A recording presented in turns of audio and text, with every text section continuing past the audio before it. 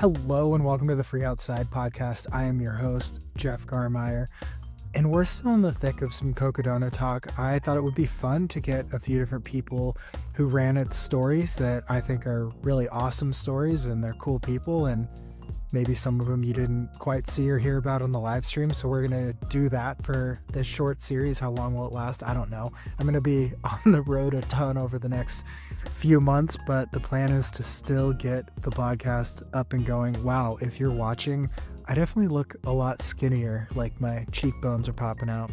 It's probably from Cocodona. I have been back in the gym. I think right after a race is a really good time to build habits again. So I've been doing a pretty good strength routine and I can feel it. I am sore in all the places I am supposed to be sore in from those exercises. I've also started biking a little bit more. I went for one run 2 or 3 days ago and it was like, why are you doing this, Jeff? So as much as I want to do running, I'm taking a couple days a little easier and just doing some indoor cycling while playing chess on my phone. So that's basically what I do. If you didn't know that's the kind of person I am, well, I love going to events and socializing, but I also do not mind riding a bike in a gym, playing chess on chess.com. So that's part of the enjoyment. So today, this is a really cool story because this is exactly why I started the podcast, for people who are crossing over multiple different sports and showing that you can enjoy them all and they're all equally hard, I guess. So today I talked to Jennie Chisholm, who at heart is a thru-hiker, on the trail is known as Miss Frizzle, and has thru-hiked with her 4 boys on the Triple Crown Trails of America, so AT, PCT, CDT. Last year, Jennie and Ben and Brody all completed Cocodona 250 the same year, all the same family. So it's a really awesome story, and 3 of them set out again this year, and we get into that. So I just think it's really cool that they thru-hike, they kind of stumbled into ultra running, and here they are doing Cocodona among other awesome races moving forward, which we get into. This podcast is brought to you by Janji, JANJI.com, and Garage Grown Gear. That's where you can find pretty much any backpacking gear to do the adventures of the Chisholm family that you want. All right, let's get to this episode with Jennie Chisholm.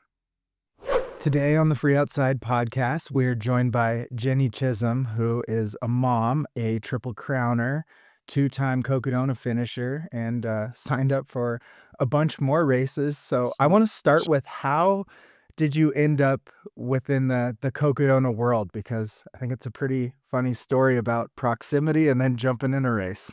Yeah, yeah.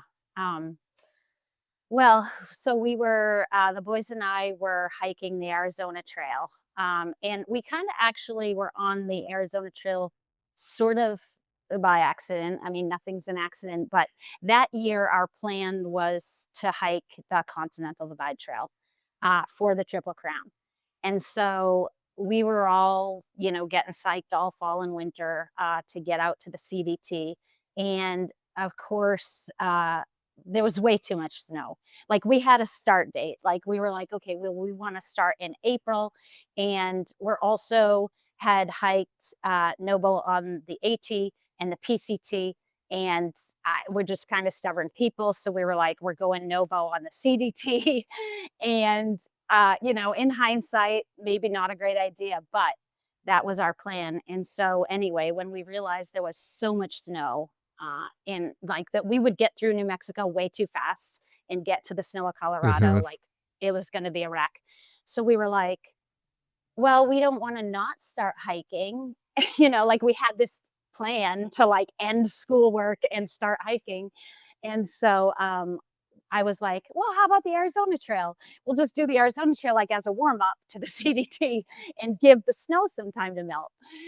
So that was our plan. So we ended up on the AZT. We are like, let's just like get the AZT done in a month or less, and then we'll get to the CDT before it's way too like hot to start in New Mexico. But hopefully the snow's melted. And so it didn't work out perfectly, but anyway, that's what we did. So in between the AZT and the CDT, we had a week to kill, and we happened to be here at the same exact time that Cocodona was The happening. serendipity that that And week is so Cocodona week. yeah, yeah, and so, anyway, to completely blame it on our friend Punisher because he let us tag along with him to come check out Cocodona, and so we hung out with him for the week, and we were like total hiker trash, like hanging out on the sidewalks in our sleeping bags. I'm sure people thought that we were homeless. I'm sure that the, like, race people were like, "Who are these, like, homeless people just hanging out here in Heritage Square with their sleeping bags?" And so it's kind of a funny thing, but we were running around checking out the different aid stations and watching the race and watching Josh, who's a hiker. He was in the race that year and he did amazing. Mike McKnight had his big comeback. Josh had an awesome race.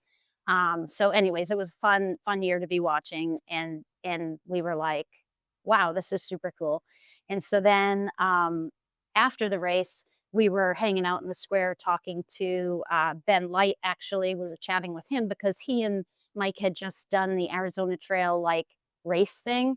Yep. And we had been watching that. Brody had been all over that. And so we knew about that. And I was talking to him about that experience.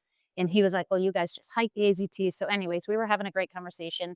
And then I was like, well, we kind of want to get into this like ultra running thing. Seems kind of cool. Like, we're from New Hampshire. And so this isn't normal. I know actually our Vipa has races in New Hampshire, but it's definitely not like the norm like it is out here. And so anyway, we like had never really tried anything other than like the hiking and typical running, like the boys do cross country and stuff. And I've run races like in the more in the past, but no trail races. So anyway, we told him that we were interested in getting into some trail running maybe. And so he was like, well, let me introduce you to Mike. And so we started chatting with Mike and he told Mike that we wanted to get into maybe doing some ultra marathons. And so then Mike was like, well, let me talk to let me talk to someone. And so he goes over and ends up talking to Steve and is like, can we get these guys in the race? And so it was the eve of the 30, it was then called the Eldon Crest 36, which by the way was 38 miles.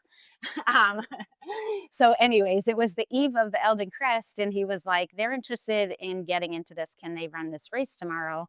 And Steve was like, well, how old are they? And and so we told their ages, and he was like, well, you'll have to sign a waiver. And I was like, yeah, no problem. And then obviously he knew our experience. So I Yeah. wasn't just throwing like random kids into this crazy race.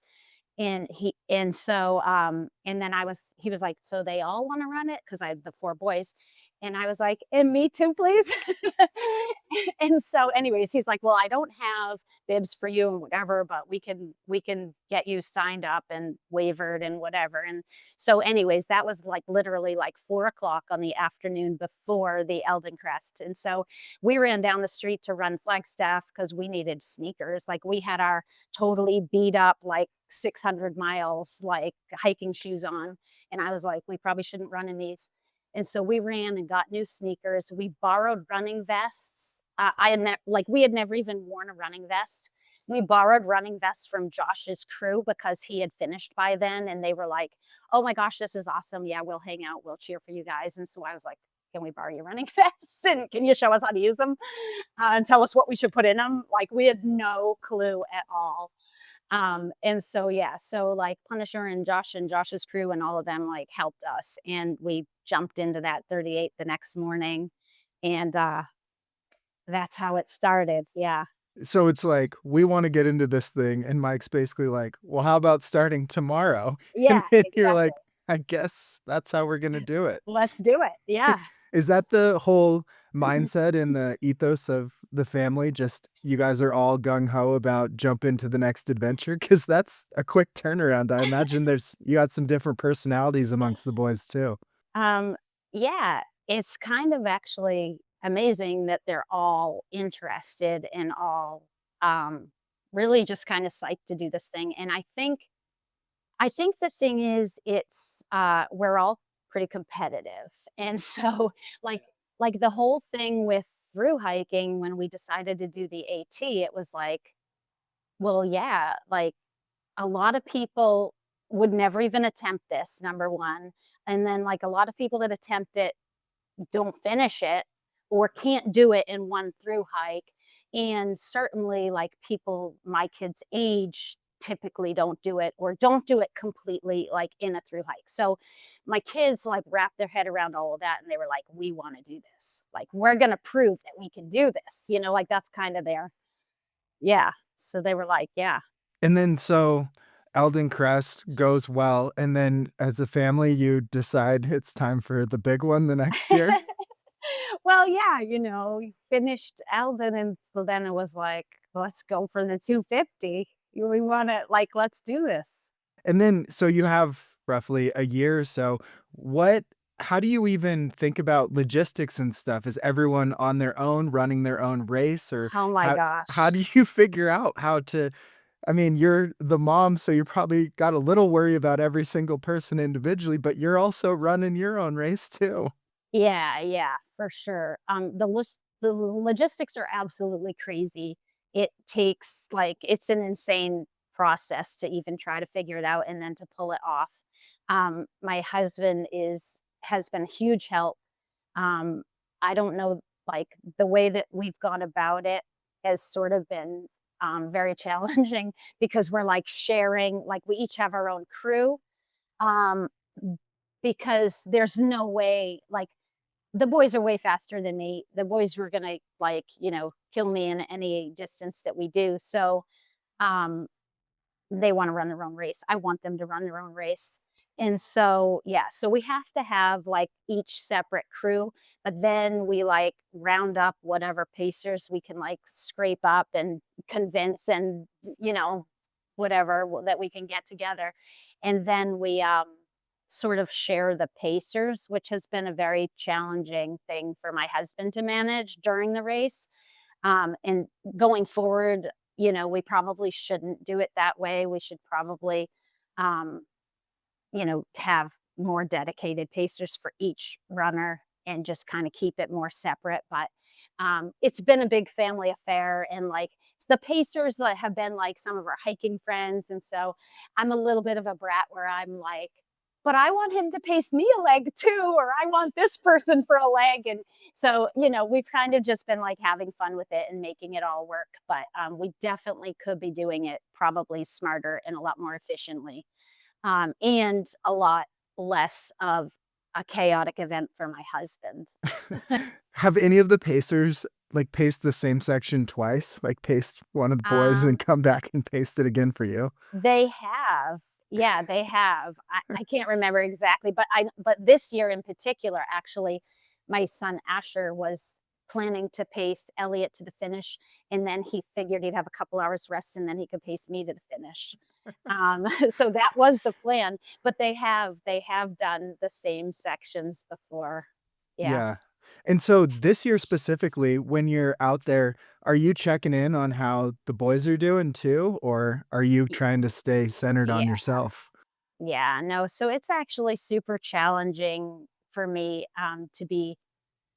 to be in the race, and I can like every aid station I go to, or even when I see like the photographers, or like I saw Jamil on course and I was like, how are the boys doing? Or I see the photographer and I'm like, how did they look? And every aid station I'm like, did you see like a young kid, like a teenager come through, and trying to like get information on how the boys are doing the whole way. So I'm definitely not like totally dialed and focused in on my own race when the boys are in the race, but typically they're ahead of me, and so it's okay because I can sort of do that like check in as I go sort of thing with like strangers. Like last year, I remember there was somebody at an aid station that was like, "Oh yeah, yeah, yeah," like he looked really good and he ate, and then they were like, "Well, he didn't look as good, but we got him some food and he's okay. He's back on court," like, and so like I'm kind of getting that information like from people along the way as I ask. Um, but then this year, like some things blew up, and it was really challenging for me. Like multiple times, I was like, I got to get out of this race, and I just got to help them. Like, do I get out and pace them, or when I found out like they dropped, like I just wanted to like stop and like be there and like hug them and figure out what the heck happened, and then when, like, I found out, like, the second then like Elliot's situation, if I could just talk about that for a second, Yeah. they went into this race sick. Um, Probably people would say they shouldn't have even started this race this year because 2 nights before the race, Elliot was throwing up all night long.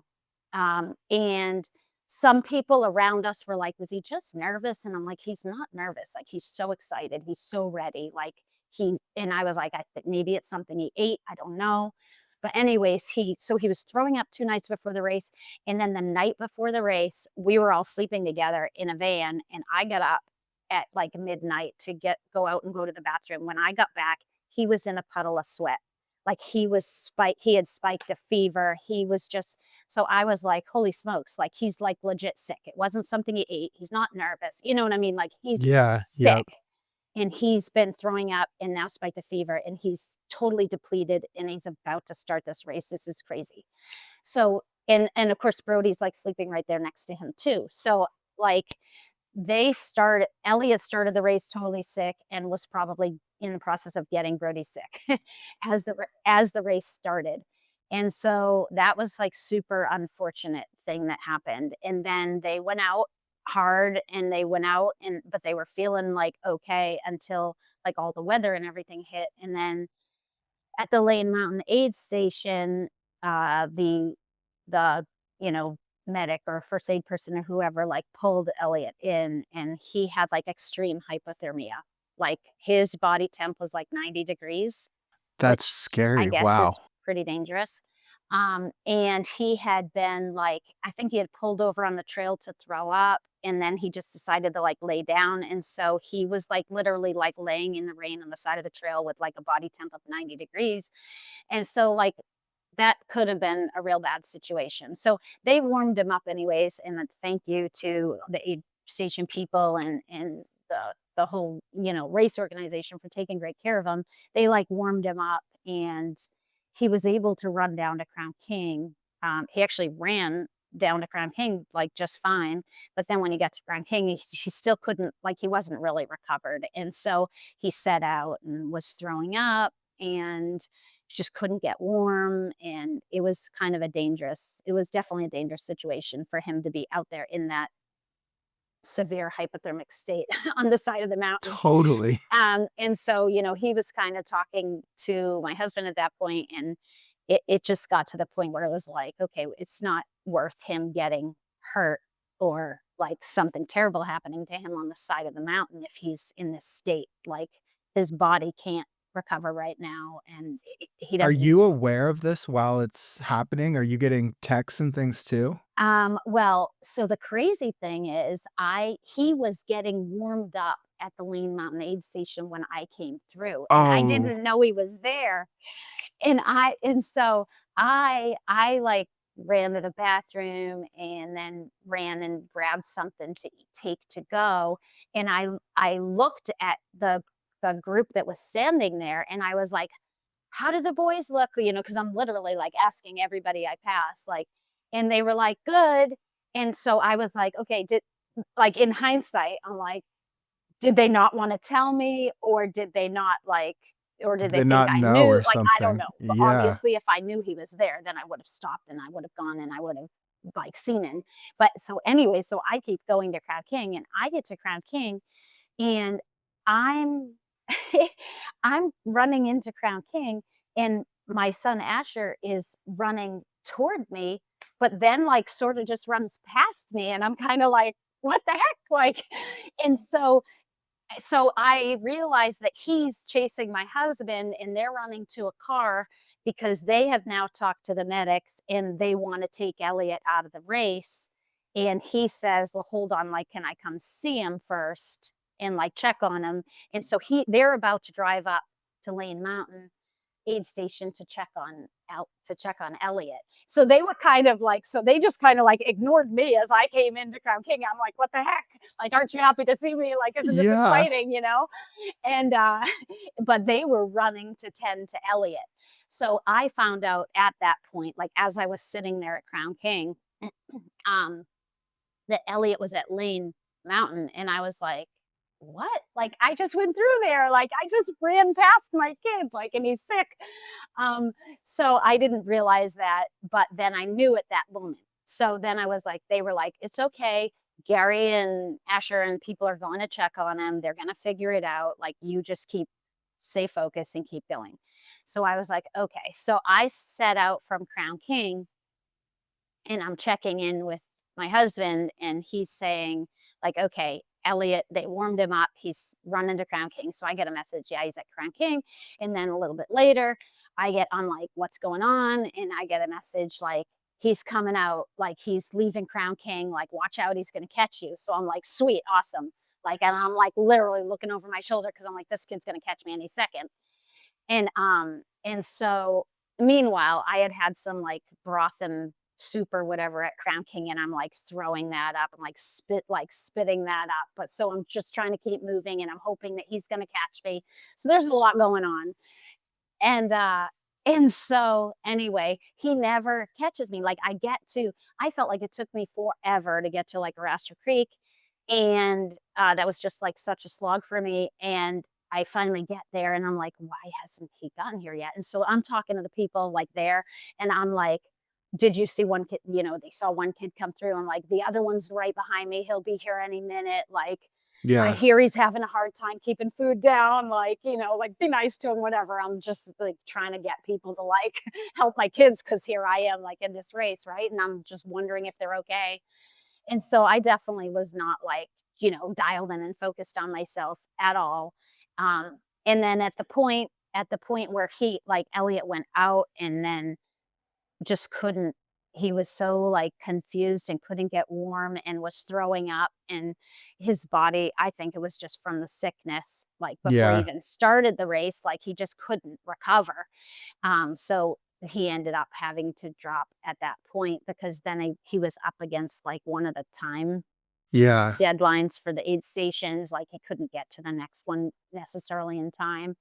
Which made me feel horrible, and in hindsight, I'm like, "Well, maybe I shouldn't have gone out without him, maybe I should have waited for him, maybe we could have gone together," like, I'm playing through all these scenarios in my head of how I could have helped him. But in the moment, I think that everybody was trying to keep him safe and did what was best for his health.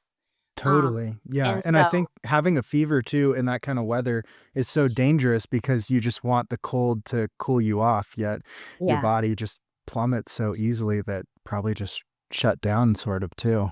yeah, yeah. So that was really unfortunate, and then when Brody had gone, like, 70 miles and couldn't keep anything down, like, not even water. So, after 70 miles, like, his body was just, like, like, so weak, right? Like, what Yeah, what yep. can you do when you can't even, like, keep water down? And so, they were trying to get him to sleep and trying to get him trying different things to get in him to get him going again, but, I think it was a similar scenario because when he eventually dropped, it literally took 4 days, like, he was gonna come back out and pace me a 7-mile section, like, 2 days after he dropped, and he couldn't even do it at that point, like, he was just, like, down for the count, like so I think it's interesting, I heard you say that you and your crew or whatever ended up having COVID, and now I'm like, in hindsight, I'm like, I wonder if that's what the boys, like, went into the race with, I don't know? Yeah, I heard a lot of athletes and people had, sicknesses coming into the race, so I think something was swirling Yeah, around out there, but yeah, yeah, for no, sure, not a good but year. yeah, I definitely I knew bits and pieces of what was going on during my race, and I was checking in on my kids and whatever, but I can tell you that when I found out that the second one DNF'd, I was a basket case, like, I was just so disappointed, not in my kids at all, like, they're amazing and awesome, and they needed to do what they needed to do, and they needed to stay safe and not die on the side of the mountain. Um, so, like, I'm okay with that, but I was just so sad and disappointed and, like, running through my head about, like, what could I have done? Should I have done? Like, could I have helped them in any way? Um, and so I was, yeah, like, on the stretch from when I left Mingus Mountain, Brody hadn't dropped yet. He was trying to sleep. And so when I left Mingus Mountain, I was like, I told my pacer, I was like, I want to go by the van. If Brody's in the van, I need to see him. And so I went by and I talked to him and like gave him a hug and like prayed for him for a second and was like, I'll see you after this leg. And then I found out on that leg that he dropped and I like lost it. I was just like, what the heck? What's going on? And I was like, just really upset. And then I got down to the drone, and my crew like sort of rushed me out the door again. And so I didn't have time to like process. And I wanted to find out what was going on with my kids and why did this happen and whatever. And so then by the time I got to Dead Horse, from Dead Horse to Deer Pass, my poor pacer had to deal with me because like totally runnable section and I was feeling okay and I could have run, but I was like, "Just hold on a minute," and I, like, pulled out my phone, and I'm, like, texting my husband, and, like, I'm, like, in a race trying to be Yeah. supposed to be moving, and I can't, like, text and walk or run at the same time, so I literally was, like, stopped, like, feet planted in the sand, and I was, like, texting my husband, like, "What happened? What's going on? Are they okay? Like, why'd they have to drop?" And, like, just having a freak out moment, and, my husband's like, "They're okay. Please just there's nothing we can do now. Just worry about your own race." And I'm like, I can't worry about my own race, like, what the heck's going on?" And so I definitely like my crew and my family and whatever, I had a couple of freak out moments where I was not focused on my own race and I was kind of like freaking out on people because I was so sad and disappointed for what had happened to the kids. Totally, So yeah. But I mean, you're also doing well too at this point. Like at some point, I it had must no have clue. clicked back into I had racing mode, yeah. I think, too, did I it? At the moment, I didn't know how I was doing, and honestly, I didn't really care. Like, I mean, I cared because I wanted to do well compared to last year. Like, I had my own goals, but I wasn't in like racing mode. Like, you know what I mean? Yeah, yeah. But you still have 100 miles to go at this point. Is it Yeah. for a while, is it just a crew and pacer support system? They're just pushing you back out on the trail, or how are you navigating this when you get kind of the worst news you can get when you're in the middle of a race with your family? Yeah. Yeah. Well, I did. I had like a major meltdown that, I'm not really proud of.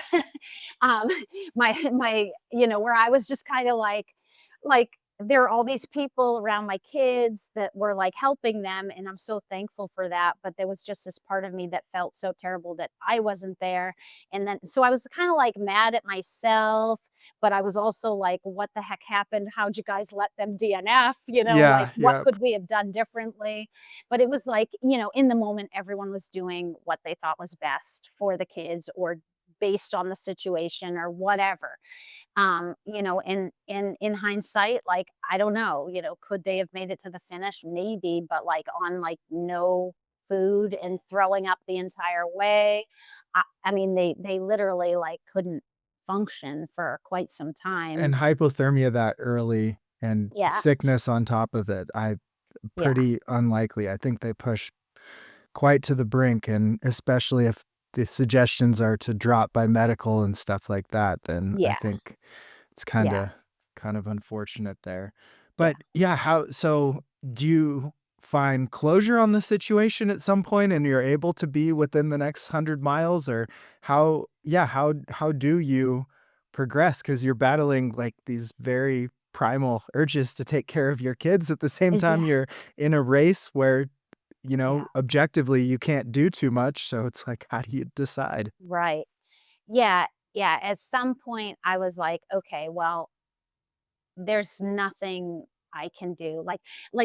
I literally was like, "Well, maybe I can reach out to Steve, there's still time, maybe I can get, Elliot back in the race, and I can help him get to the like, I was going through all of this. So, at some point, I did I think after Deer Pass, maybe, after I sort of had the major meltdown about it all, I was like, "Okay, they're not getting me back in the race." Like, even though at that point I was like, "There's still time. These boys could still finish this race at this point." Like, but I was like, "Okay, they're not getting back in the race. Like, it's just me."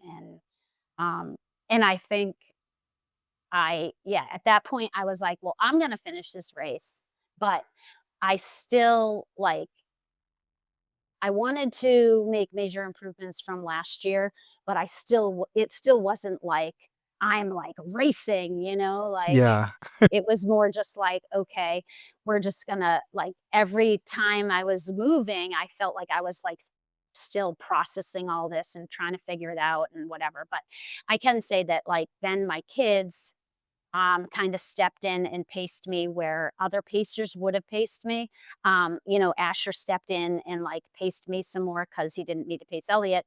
And then like 24 hours or something after Elliot had dropped, then he like stepped in and he still wasn't feeling great, but he was feeling good enough that he was like willing to pace me.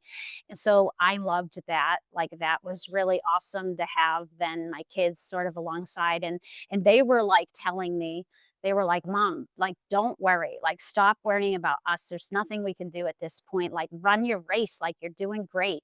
Like, focus on yourself. Like, we're all here." And they kind of all came around me. But I am just, I don't know, like, I was being a brat and I was like, "But it's not about me. But like, we all wanted to finish. Like, we should have three finishers." And, like, I was just having a hard time being like, letting that go and just being like, focus on yourself. Yeah, Um, and what is the dynamic when your teenage sons are pacing you? What do you talk about? Because that's probably a pretty fun dynamic out there. Yeah. They're pretty awesome. I'm so proud of them. But it's honestly, it's like similar to when we're through hiking, where they're like dragging me along, where they're like, "Come on, mom, like pick up the pace," like they can just go and they're so strong. And so they were excited. They were excited for me to do better. Last year I had an injury, and so the whole race was just kind of crazy. But so they were excited for me this year to like have a race where I wasn't injured and like could really like do better. Yeah, it's such a cool thing that, if it doesn't go the way of a couple of you to rally around the other one and push you to the finish, and Yeah. pretty cool headed into Mother's Day too. It's like Yeah. everyone's here for me, even if I don't want to be here for me type of mindset. Yeah, for sure. I did not make it easy on them and I feel bad for that, because they were trying to make the best of it and they were trying to rally just around me at that point and whatever. But I was just so sad that we didn't have three finishes. Yeah, and then so is it just become kind of the through hiker style of chip away at it till the end because it was hard to get into race mode? I mean, that style seemed to work really well. You improved pretty dramatically on last year too. Yeah. Yeah. Yeah. Just last year at Fane Ranch, I knew something was wrong. And so I actually had bilateral tibial stress fractures. So last year, like the 150 miles, I was just like trying to make it to the On a finish. broken leg, yeah. Yeah. And so this year I was feeling much better, but Walnut Canyon, right before Walnut Canyon, I about 5 miles out, I was like, "Oh, no." Like, I know that feeling in my, like, right lower shin, and that doesn't feel good. And so, at that moment, I was like, "This is actually concerning, and I probably shouldn't push it," because that's exactly what I felt last year, and it was a stress fracture. Um, and so at that point, I made a conscious decision. And at that point, the boys were now paying attention to like how I was doing, like place wise and so forth, and like where other people were. I wasn't paying attention to that. I can't like look at my phone or the tracker or anything. Like I'm just in my like just go. And so they were paying attention to that and they were like, "Mom, if you push it, like you could probably do pretty well here." And and I was like, I got to this point and I was like, I can't push it right now. Like I don't like I can, but I don't think I should. Like I think I'm actually going to do some damage if I push it. So about 5 miles out from Walnut, I made a conscious decision and slowed down. Like I didn't necessarily run when I could have, and I just was trying to hike it out and was starting to be in a bit of pain. And so then when I was at Wildcat. Um, we sort of just taped up my shin, and it was at that point, it was like, let's just get to the finish. Which was unfortunate because Asher was super excited and we were gonna move up that climb and we were gonna have a great finish. And so it kind of that sort of went up in the air at that point, and I felt bad for him because he was believing in me so much, and like he knew, I mean, we hiked together all the time. We had trained together, so he knew my ability and he knew what I could do. And I could have had a much better finish, but I was like, I'm really sorry, Ash. Like I don't think I wanna necessarily like hurt this leg worse than it might already be. Yeah, Um, totally. and so yeah, yeah. So I just kind of slowed down at that point to get to the finish. And then, so we climbed Eldon, and it was really sad because it, I, I was in so much pain going down Eldon at that point that I was going so slowly, and I was literally like, I think I was like making noise with like every step. Like I was in so much pain, and Asher was being so patient with me. And we got passed by like three guys. And so, like, we had gotten to the top of Eldon before them, but then they were passing me on the down because I was in so much pain and then we were just walking. And so that was really sad. And I felt my heart like actually broke for Asher too, because he was like, he was taking it so to heart, like what he knew I could do and his job as my pacer to get me to the finish before these other people that were legitimately behind me during the race. And so to get passed by them at the last second, like my heart broke for him. Because he knew that that shouldn't be happening, like um You're the most selfless runner out there of, like, all this thinking about everyone else's race, but you still yeah. I mean, you still finish so strong, and it's not hiking or walking out there, it's, like, the most intense down climbing through that section too, Yeah. and if your leg's bothering you, that's an issue. Let's, so yeah, I wanna go to the finish line and what that finally felt like after, Yeah. days of being out there in the biggest roller coaster of emotions you probably never imagined you'd have. Yeah. Well, I can tell you this, when I got to, I mean, we're familiar with the course from last year, and then we Mhm. had sort of checked out the changes that were new to this year. But one thing I hadn't done is I hadn't checked out that, what's that final aid station, Trinity Trin Heights? Yeah, Trinity Heights, Okay. yep. So I hadn't I hadn't gone all the way to like, so when you from the bottom of Eldon to Trinity Heights, I hadn't done that little like stretch around the mountain there. And in my head, I thought we were at the bottom of Eldon, and then I was just going to be taking like like one of those little trails. I didn't realize it was still like sort of on the mountain with rocks and everything, and like making your way around. And so with the state that I was in, I was like, what the heck is this? Because I had thought that I would be on pretty like, clear trail at that point to get around to Mhm. that aid station. And then I also thought that when I got to that aid station that we had like 2 miles to the finish. And when I got to that aid station and I saw a sign that said 3.9 miles, Yep. I looked at the aid station person and I said, can I drop here and just have my family pick me up? Like, and she was like, no. And I was like, okay. And so thank God she said no, because at that point I was just like, I had, when I had come down Eldon and was making my way around to that aid station, I feel like I heard an audible pop on the bottom of my foot, Oh. and it felt like a huge blister popped. But the weird thing was is I didn't have a blister on that heel previously. What happened is a blister came out of my heel at that point, about the size of a $50. And so I was like, wow, this kills. I can't put my heel down. And so I was like, Ash, I got to sit down and pop this blister. So I sat down on a rock. I literally like took my shoe and sock off, grabbed a pin and was like trying to pop this thing so that I could get to the finish. Yeah. Well, I tried to pop it and it wouldn't pop. It like wouldn't release. And so I was just like, oh my gosh, this is just like adding insult to injury at this point, right? Like I was just Yeah. like, whatever. So I like put my shoe back in my foot back in my shoe, and we keep going, but I literally like can't put my heel on the ground. So I'm like limping on my toes at this point because it hurts so bad to put my heel down.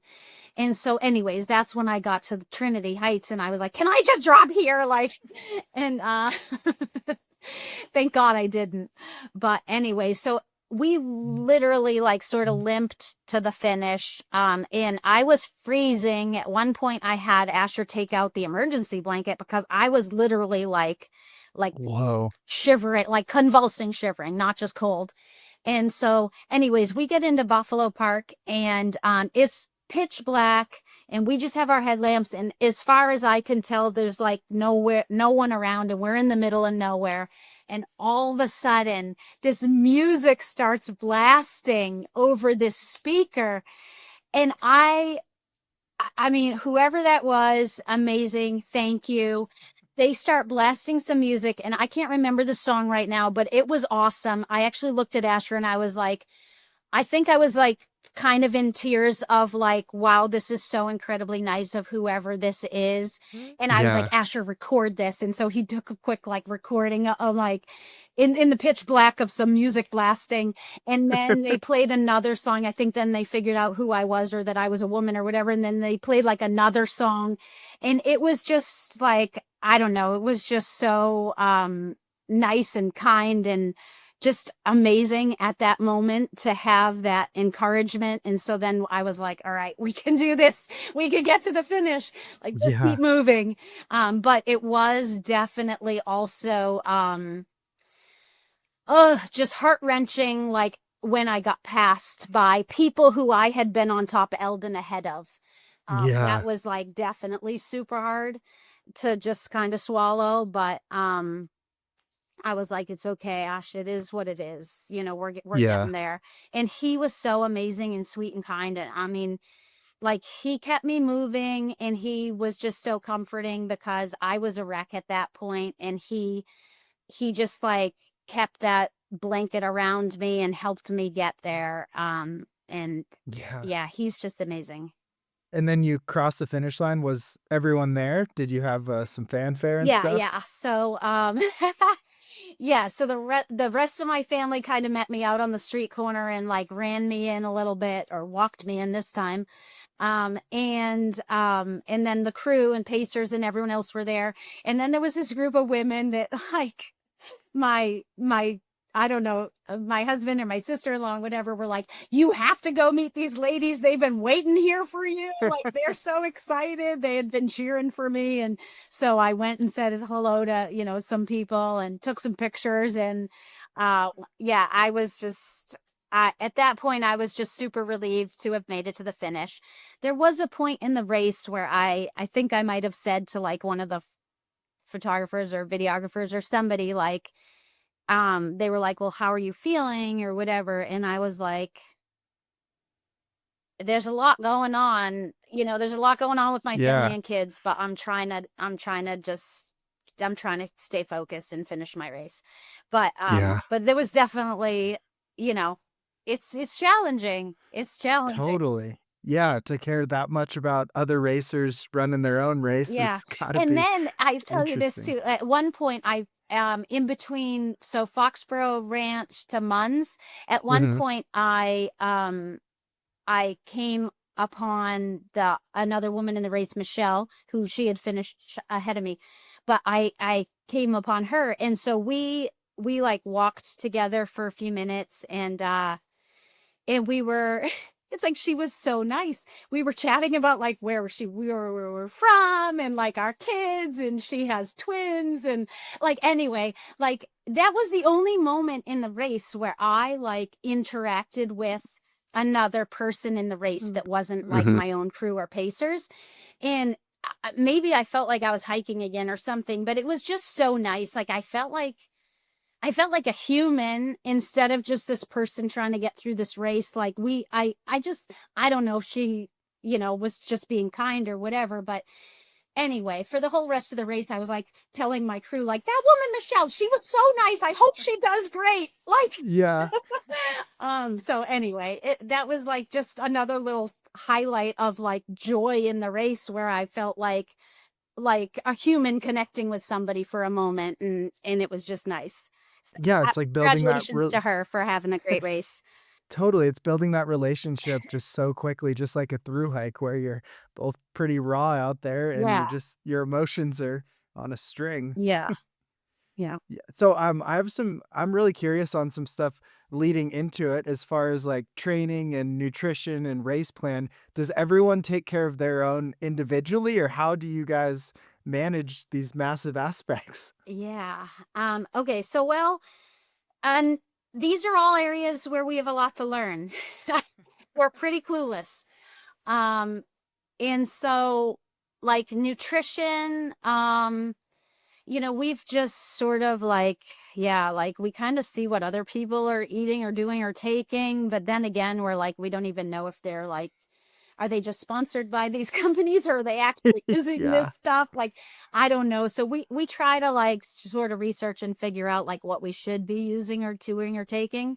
Yeah. And we put some stuff together each individually for ourselves during the race. But we definitely have a lot to learn in that area. I don't know. Like I can't even like I wouldn't even tell you the name of any single thing right now where I'm like, yes, this is awesome. We love this. We're going to use this again. Like we're really Yeah, but say like your nutrition plan is different from Brody's nutrition plan. You don't just apply the same one to each of you. um well, I mean, by nutrition plan, all I can really tell you is we packed a bunch of calories for in between aid stations. Yeah. Okay. And like things that we thought would go down or that we should take or the number of calories that we should be consuming. Um, yeah, that's kind of it. Yeah. Okay. Yeah. We're open to lots of advice. And if anybody that ever listens to this wants to reach out and like give me a clue, I'll take it. And then like for training too, do you all have different styles or do you train together too, or how do you Um, manage that massive effort? yeah. So, um, we kind of do some training together, like do some hiking together. When we came out here, we did some hiking together. And then we kind of broke off and then we'd be like, okay, now, we're going to go for a run today. So everyone would just go for their own individual run at their own pace and their own distance and their own whatever. So we kind of just talk about, like, oh, well, I just want to go for like a long run today, or I want to do like, more of a hill workout today. And so then Hmm. we'll like find a place to do that and just sort of each do our own thing. But then also like we're doing hiking together or whatever. Yeah. No, it's a good balance because there's a lot of training involved in a 250. Yeah. Yeah. And prior to it, like in the off season or whatever, the boys are playing hockey, which Okay. I think is awesome for them to not be running year round. Totally. So they Yeah. had an amazing cross country season, with the school, and then they played hockey and they had a great hockey season where they like worked really hard and got in really great shape. And so I think all of that really sets them up pretty well to then jump into like hiking and running again. Totally. Yeah. And what is everyone's trail name? You guys all have different unique trail names, right? Yeah. Yeah. Yeah. So on the AT, I got the name Miss Frizzle. We were so as a group, I was always like, we can't give ourselves our own trail names. Like we Yeah. got to get them from someone else. And so I was hesitant I would never even give my boys a trail name. Like I was like, I wanted them to come from other people. And so, anyway, like day 2 on the AT, people were like, what is this, a Boy Scout troop or like whatever? People kept asking me like, what is this? Who are you? And they kept thinking that, whatever. And so then some guys, I wish I knew the guy's name, but I do know that he was from like Andover, Massachusetts. And he was like, we went by them, we took a break, they took a break, but they went by us again. And when he went by us again, he was like, we're going to call you the field trip. And so, so we were like, okay. And so as a group, we sort of became known as the field trip. And so then shortly after that, like a while after that, then everybody else on the trail was like, well, you should be Miss Frizzle. And I was like, I don't want to be Miss Frizzle. And they were like, yeah, you're Miss Frizzle. They like wouldn't stop calling me Miss Frizzle. So I became Miss Frizzle. And then my older son, Ben, he was Unbreakable, became Uh-huh. his trail name, which has a crazy story with it. Brody didn't have a trail name for a long time. For a little while, he went by Chappie, but he didn't love it, and so then he eventually, on later trails, we gave him the name Big Plans because from the moment we were on the AT, he was like, what's the next thing we're doing? Well, we could Triple Crown. Oh, we can do this. Oh, I want to do ultra marathons. Like he's always got big plans. So that Yep. became his. Elliot actually on like day 2 or 3 of the AT had a little fit about us. Like we were going through a section. There's like one little teeny section where it's 6 miles where you're supposed to have a bear can on the AT. And Yep. like, and we didn't have a bear can. And so I was like, okay, time out. Like, are we going to stop and camp here? Or are we going another 6 miles through the Hmm. section to camp on the other side?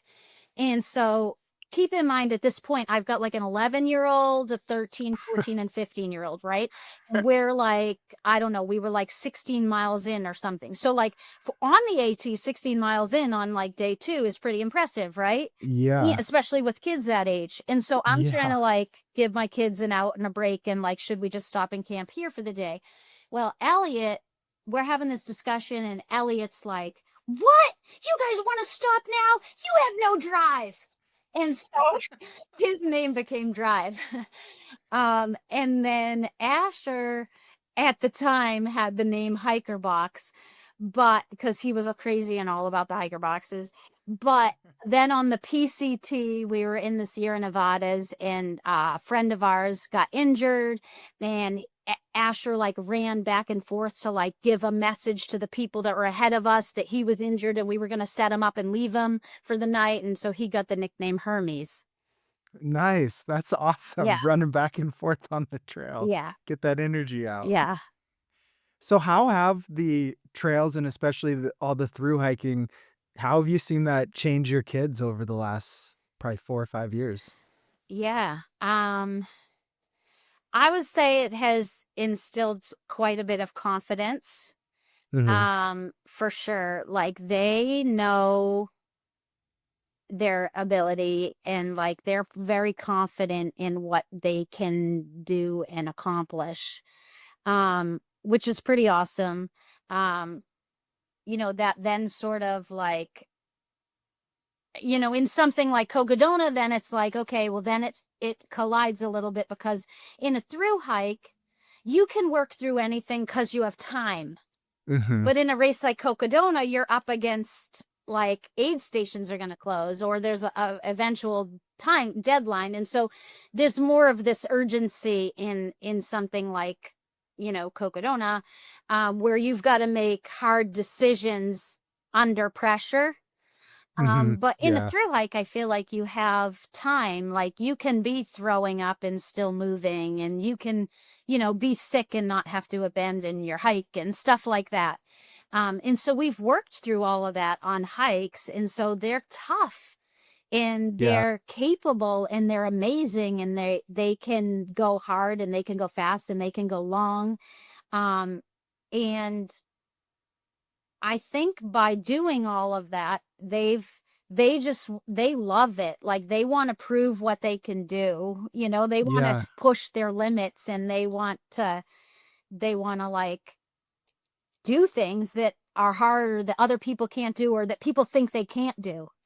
Yeah. Uh, Yeah, it's such a cool environment too. I started through hiking at 20, and I credit that to becoming an adult because it's the time when you learn consequences. Like if you don't pack your bag correctly and stuff gets wet, well, you have to deal with it and it was your own fault, that kind of thing, or not getting enough food. I think it just really connects the dots on how decisions impact things and how you can have a wonderful time and a miserable time in the same day. And that's a perfectly good day. yeah.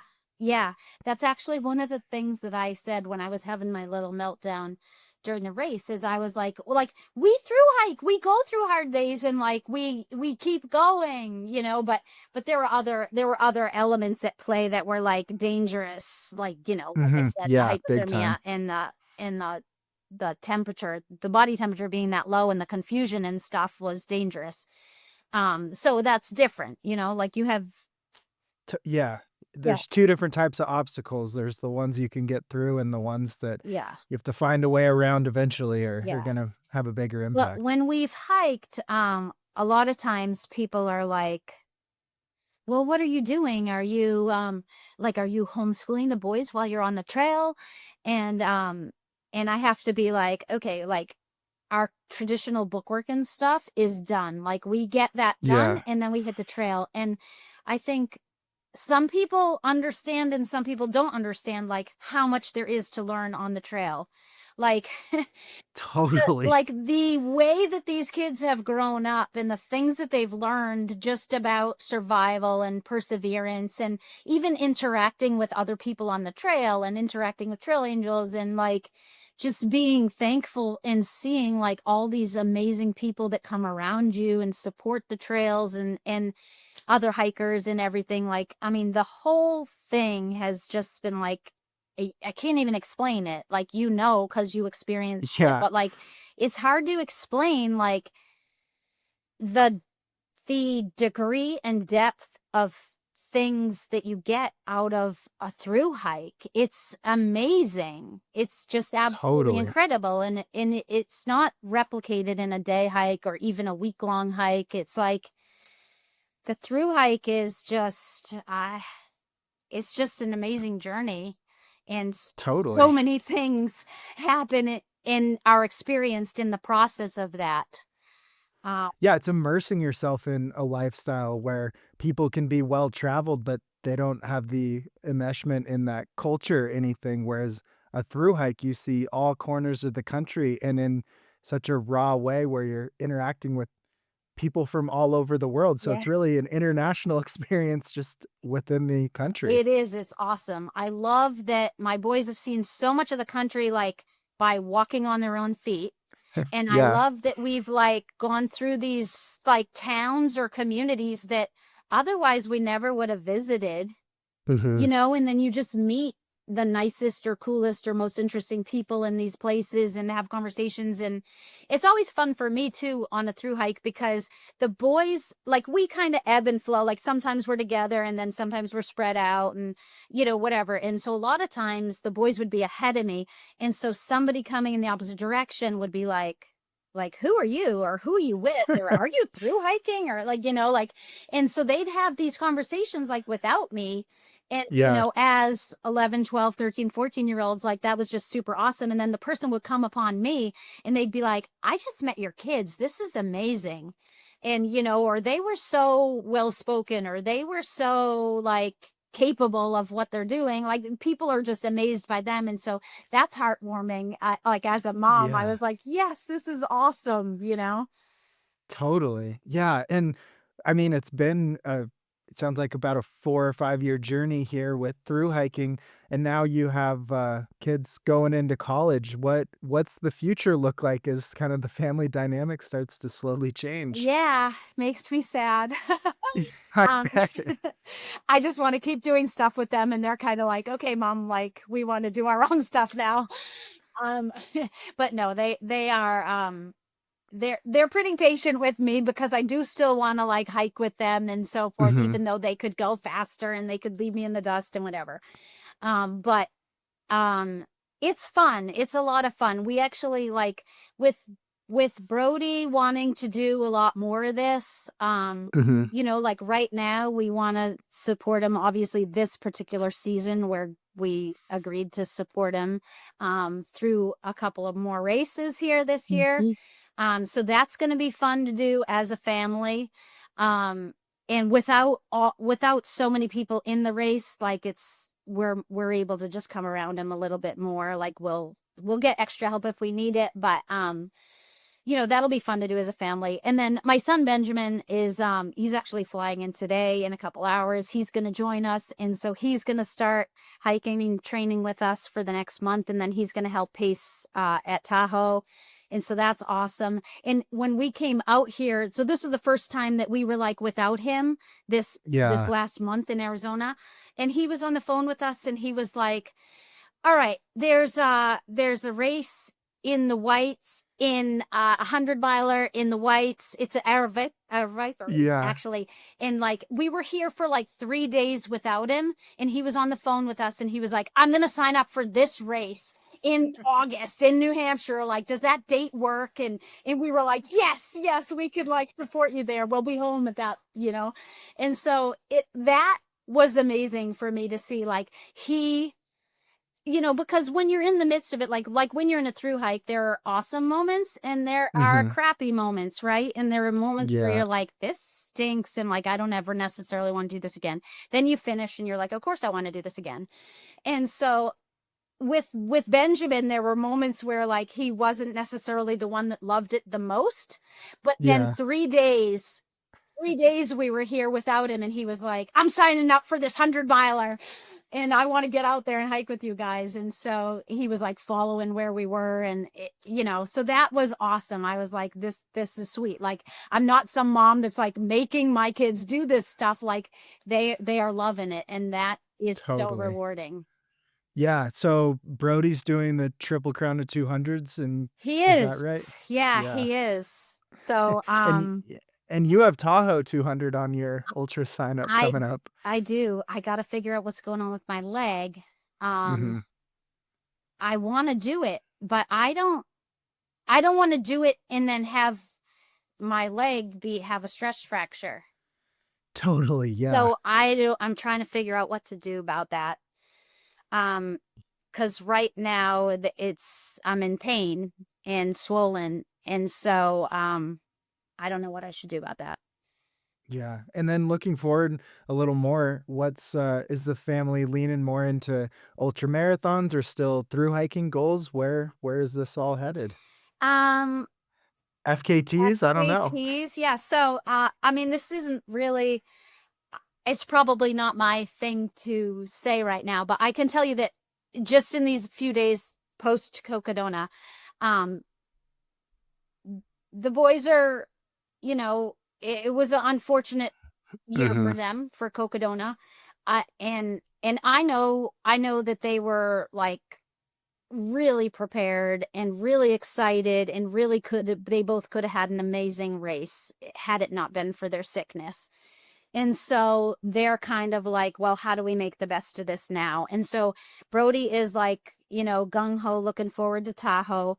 Elliot, unfortunately, doesn't have another thing necessarily. So he's maybe looking at if there might be an FKT that he could Nice. go after. But I'll leave that at that for now. But yeah, Yeah. they don't necessarily want to wait another year to come back and have redemption. They're like, okay, what can we do now? Like, I'm ready now. Like, that was an unfortunate few days, but what can I do now? So yeah. Yeah. That's the key mindset, I think, is, if something comes up and doesn't go the right way, that's okay, but move forward and look on to the next thing. So they're set up for many years of success in this Yeah, sport. I can tell you there's something about Cocodona. I don't know. Like, I don't know if it was because they like welcomed us into that first race, or just Cocodona in general is just seems so special and amazing, and we love it, and it's like such a challenge. Like, I know for me personally, right? Like, so I had an injury, so I wanted to come back. Like, I wanted Mhm. redemption, and I came back, And I did a lot better. Like I totally cut my stop time and I moved better, but then I still had an issue at the end. And so for me, it's like, oh man, like I want to race the race, Yeah. Yep. like I'm glad I finished, but I There's want to more not time be on the injured. table. Yeah. Yep. So Moving well at the I finish. gotta Yeah. figure this out, right? So Yeah. there's a draw. There's a draw to like to do it right, to do it well, like to, you know, Totally. like Yeah. when your muscles in your head are like, let's do this, but then something in your body fails. Oh, it's just like that It's a stinks. it's a letdown. Yeah. Yeah. Yeah, it's like, Yeah. come on. So I don't know what I need to do. I need to like strengthen my old bones or something. Uh, I gotta talk to somebody that can get my bones in line because my muscles in my head want to do this and want Mm-hmm. to do it, like want to compete, like want to actually go for it. So that's what I want going forward.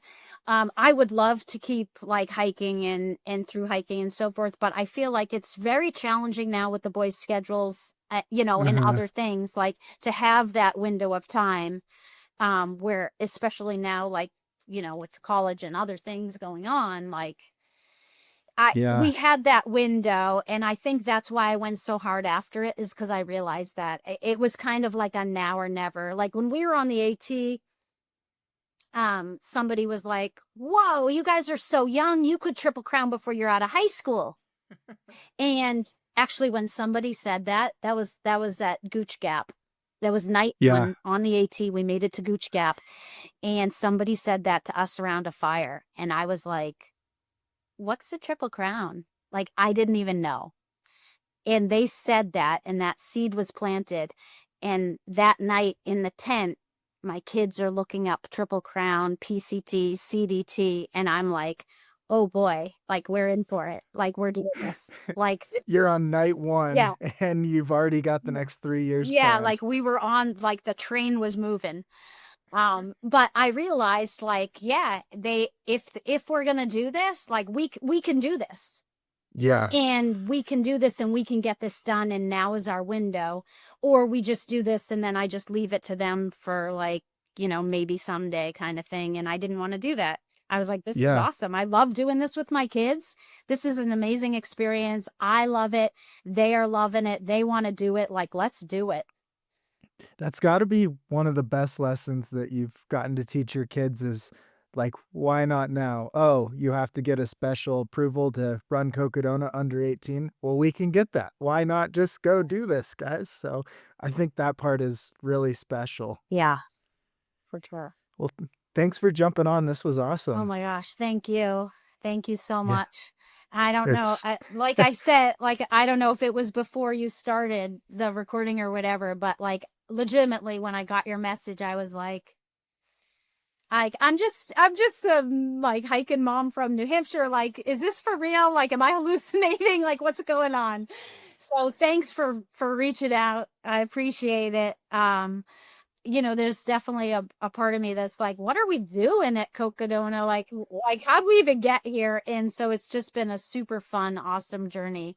And we're learning from, like learning from people that are the pros, and we have a lot to learn, and we want to learn and we want to keep going. So thanks. yeah, absolutely. Yeah. Thank you for listening. Hope you enjoyed. Once again, the show is brought to you by JohnG, JANJI.com. And if you go there, tell them I sent you. It's good for me. Just go buy a Sun hoodie. They're awesome. Their shorts are also top notch. They all have pockets, and the pockets are sick. And then Garage Ground Gear, GarageGroundGear.com. And we also have a sponsor we've had in the past, and we're bringing them back because I'm so easy to work with. CS Coffee, so csinstant.coffee, premium instant coffee. I would only have sponsors that I actually use, so that's why I have these 3 sponsors, because I've bought from all of them with my own money in the past, and that's a good enough good enough plug for me to tell the audience to shop there. All right, that is the Free Outside show today. Stay elite, my friends.